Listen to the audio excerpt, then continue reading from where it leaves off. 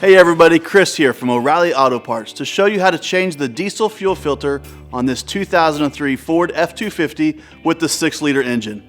The procedure might vary slightly from one truck to the next, but many Ford diesels and Power Stroke engines will be similar to this. As always, know the specifics for your truck before getting started.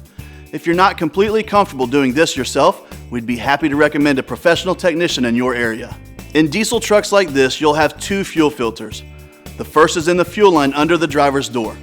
If you need more clearance, jacking up the front end will allow you more space to work. Make sure your engine is shut off before starting this procedure. First thing you'll want to do is put a drain pan under the filter. Use a hex tool or Allen wrench to remove the plug in the fuel filter housing and let the fuel drain into your pan. Use a ratchet and socket to loosen the filter cap. When the cap comes loose, sometimes the filter will be in it and sometimes it will still be in the housing. Remove the filter from the cap or housing. Take the old O-ring off the filter cap. You may need a flathead screwdriver for this. A new O-ring will come with the new filter. Wipe down the housing and sealing surface thoroughly. Then install the new O-ring, making sure it's seated against the ridge all the way around. Lubricate the new O-ring once it's installed. Your new filter will snap into the cap. Once the filter is secure in the cap, slide the filter into the housing and hand tighten the cap. Make sure the cap threads smoothly into place before using a wrench. Use a torque wrench to tighten the cap to manufacturer specifications and put the drain plug back in. The other fuel filter is here under the hood. You can loosen the cap on this one with a square drive or socket. Then remove the cap.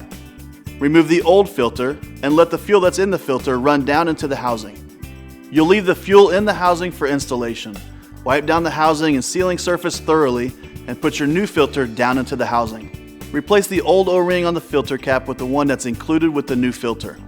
Make sure it's seated properly like you did on the other filter cap. Tighten the cap by hand, making sure it threads smoothly.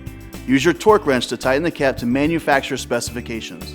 Before driving, you'll want to prime the fuel system in your truck. The procedure will vary from one vehicle to the next, so follow the manufacturer's specifications for your vehicle. And that's it. You'll find everything that you need for this and other jobs at your local O'Reilly Auto Parts store or O'ReillyAuto.com. Our DIY videos are designed to help answer questions we get in our stores every day. If you found this one helpful, subscribe to our channel to get all the latest. We'll see you again soon.